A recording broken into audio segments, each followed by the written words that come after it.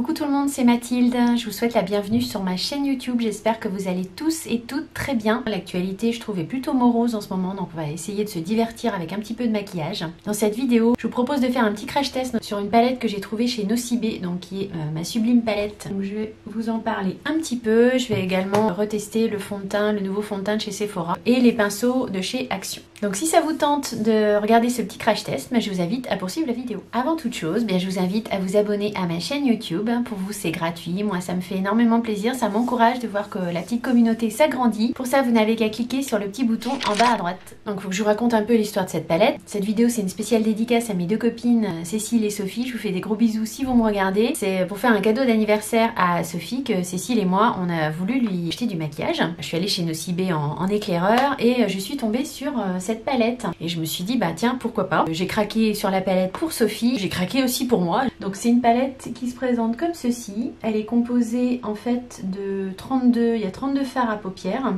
Il y a 3 blushs et 2 highlighters. Elle est vendue au prix de 39 € chez Nocibé. Ils indiquent donc que le poids net, alors j'ai pas le poids par fard en fait, mais ils indiquent que le poids net est de 50 grammes, donc j'imagine que les fards font 1 gramme à peu près, peut-être un petit peu plus d'1 gramme, et fabriqués en Chine. Bon, ça c'est comme beaucoup de palettes. Je trouve que les irisés étaient très jolis, il y a vraiment un éventail de couleurs qui va du bleu, vert, prune, enfin il y a vraiment toutes les couleurs. Et en plus, il y a quand même les blushs et les highlighters. J'ai trouvé qu'elle était vraiment très jolie, assez craquante. Donc je vais vous faire des swatchs.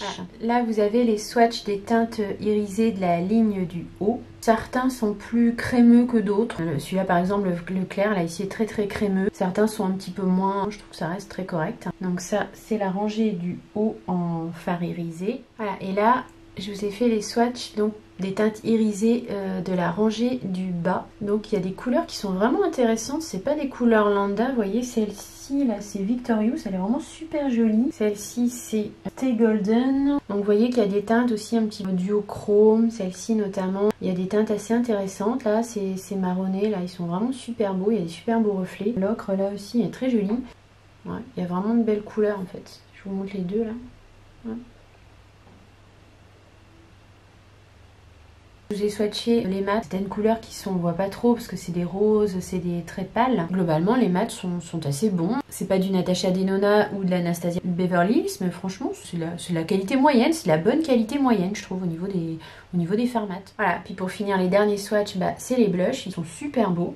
Celui-là c'est le Blush with Pleasure, après on a le Peach Mania. Le dernier ici qui est mauve, et vous savez je vous ai dit le mauve en blush c'est super intéressant suivant ce que vous mettez sur vos yeux quand vous maquillez vos yeux en rose. Le blush mauve en général c'est super joli. C'est le Pretty Shinky et il faut pas avoir peur de ce type de teinte parce que ça peut rendre vraiment très bien. Et puis je vous ai swatché les deux highlighters. Ouais. Le champagne là il est super joli en fait, enfin c'est Drunk in Gold et l'autre le Glow On c'est celui que j'ai mis sur mon maquillage.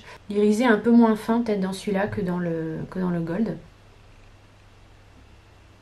Les swatchs sont très corrects. Ah, je trouve que l'harmonie des couleurs est vraiment sympa. Elle est grande, hein, vous voyez, par rapport à moi. Je trouve aussi que pour un cadeau, ça peut être super sympa. Les pop de couleurs, la qualité est au rendez-vous. La personne à qui vous l'offrirez sera pas déçue si elle aime le maquillage. Et puis elle aura en plus les blushs et les highlighters, en plus des fards à paupières. Autre chose que je peux vous signaler aussi, c'est qu'elle est vendue avec un petit fascicule comme ça, avec des petits tutos en fait.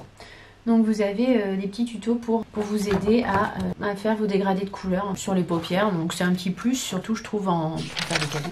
Je vais donc commencer par appliquer le nouveau fond de teint de chez Sephora. Donc c'est le Sephora Care fond de teint éclat naturel et hydratation 10 heures que j'ai acheté donc finalement en full size. Donc il y a 97% d'ingrédients naturels. Les vegan, le packaging est recyclé avec du sucre de betterave en fait. Promet un éclat naturel, une couvrance légère à moyenne. Je l'avais testé en échantillon, je l'avais beaucoup aimé. Je l'ai pris en teinte 22P.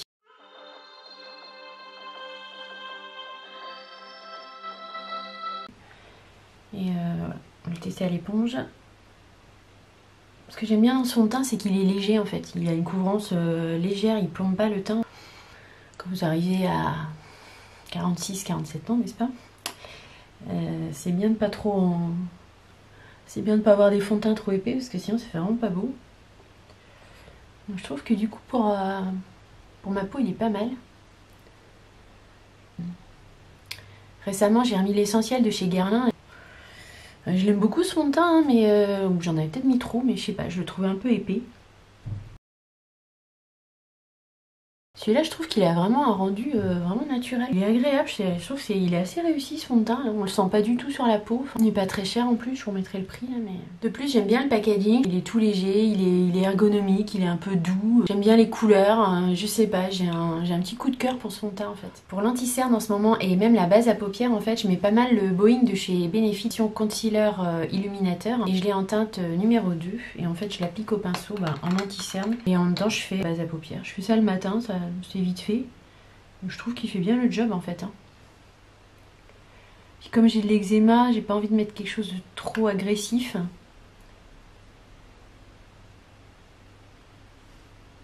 Et je trouve que ce produit-là, il convient bien en ce moment.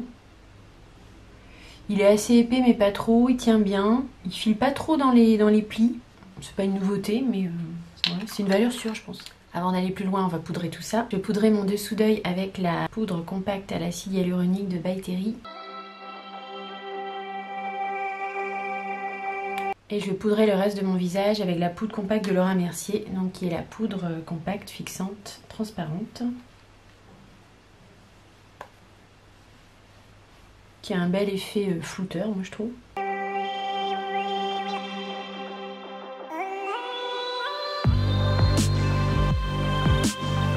J'aime assez le combo là, le fond de teint Sephora et puis la poudre Laura Mercier. Je trouve que ça me lisse bien le teint. Enfin, vous me direz ce que vous en pensez, mais je trouve que c'est pas mal. Pour les sourcils, rien de neuf. J'ai fait avec le crayon Etude House que j'ai eu le site Stilvana et j'ai rajouté ma poudre grise et les noix. Je vais en profiter pour tester les crayons que j'ai eu chez Action. Vous les avez dû les voir dans mon haul Action. Un pinceau ici double embout avec une petite pointe plus fine et un pinceau un peu fluffy. On va voir ce que ça donne. Donc je vais poudrer ma paupière fixe et mobile avec la teinte Pale Ink. Donc je vous montre sur le petit fascicule, ce sera plus facile. On va voir ce qu'elle a dans le ventre, cette palette.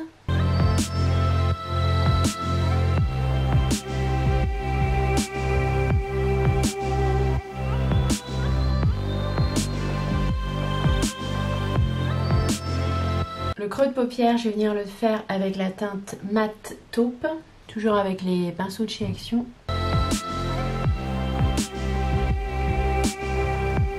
Je trouve que le fard extra violet c'est bien, il est pas patchy, il n'y a pas de chute, j'en vois pas toujours. C'est assez bien pigmenté. Pour la couleur transition là, il n'y a rien à dire, elle est bien. Quant au crayon estompeur de chez Action, ma foi il fonctionne. C'est peut-être pas le meilleur crayon sur le marché, mais il fonctionne pas mal. J'ai réussi à faire mon creux de paupière. J'ai envie de faire un peu du bleu vert là sur mes yeux aujourd'hui. Je vais prendre la teinte Pine Tree qui est ici. En fait c'est un bleu, un peu un bleu de Prusse. Il me fait penser comme ça de loin à la teinte Axis de la palette Subculture. Je vais l'appliquer toujours avec le pinceau de chez Action là qui est un petit peu en pointe. La couleur est quand même bien pigmentée.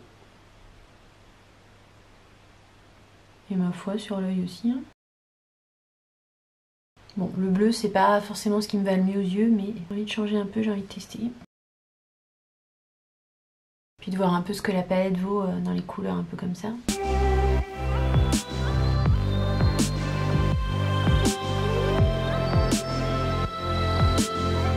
Au milieu de la paupière, là, je vais tester cette teinte là qui est la teinte Emeraude avec un pinceau plat un petit peu fluffy. Celui-là c'est celui de chez MAC, le 239.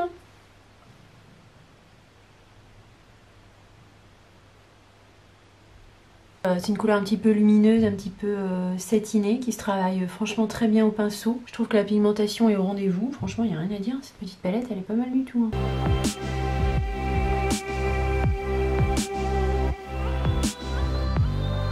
Je reviens flouter un petit peu ici.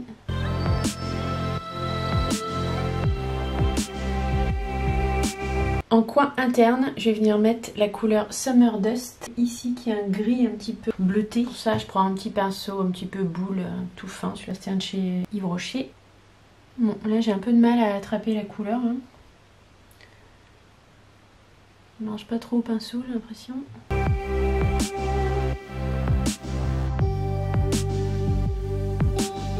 Bon, ça fonctionne bien, la couleur est quand même lumineuse. Mais bon, disons qu'il faut faire plusieurs passages, quoi.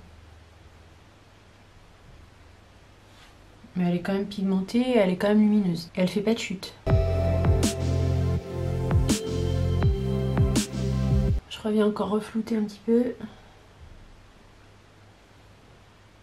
Pour le ras de cils inférieur et le dessous d'œil, je vais prendre la teinte Darker ici. C'est un bleu marine, je dirais.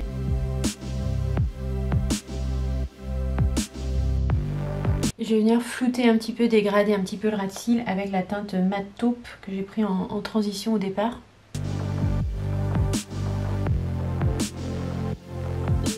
Dans ma muqueuse en bas, je vais venir mettre un crayon blanc. En ras de cils inférieur, je vais essayer un truc un peu improbable. Je vais mettre un trait de liner blanc. C'était les liners de chez Fenty. Celui-là, je m'en suis jamais trop servi. Voilà, j'ai envie de faire un petit test.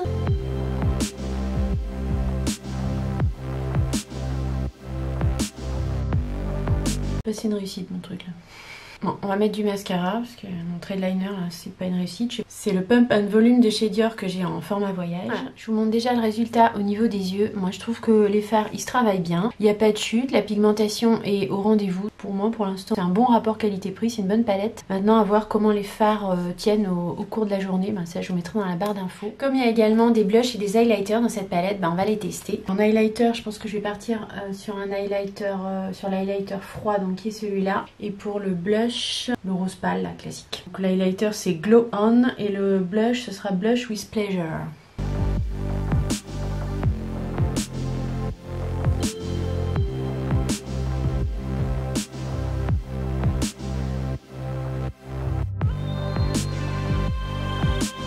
Ce pinceau là c'est un pinceau de chez Sephora qui est en fait l'enlumineur effet zéro matière 93. C'est un pinceau qui est censé être réservé à l'highlighter. J'essaie de m'en servir un peu parce qu'en fait je m'en sers jamais, mais je trouve qu'il est pas super pratique en fait. Il est trop long, les poils ils sont super longs donc je vois pas trop le... ou alors je m'en sers mal, mais... Je pense que c'est pour bien diffuser la matière quoi, ce qui est important en termes d'highlighter, mais...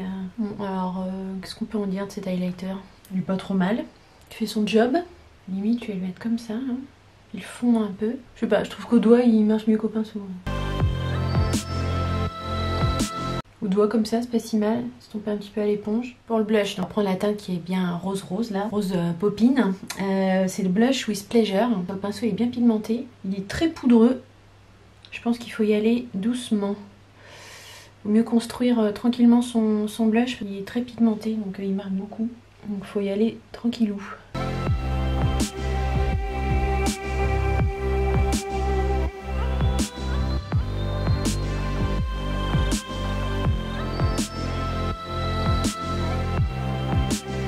Le blush, je trouve qu'il est pas mal. Pigmenté juste ce qu'il faut, il permet une construction facile du blush quoi en fait. Il se travaille bien, il est pas mal. L'highlighter, bon oui, on le voit pas mal quoi. Ils se font pas super à la peau, mais bon ça va, c'est pas non plus la cata. Pour le rouge à lèvres, je suis venue mettre un rouge à lèvres de chez NYX, donc c'est les Soft Matte Lip Crème et celui je l'ai en teinte Stockholm. C'est une édition ancienne, hein. C'est dans ma rotation make-up pour le finir. Voilà, pour le make-up final, je vous montre.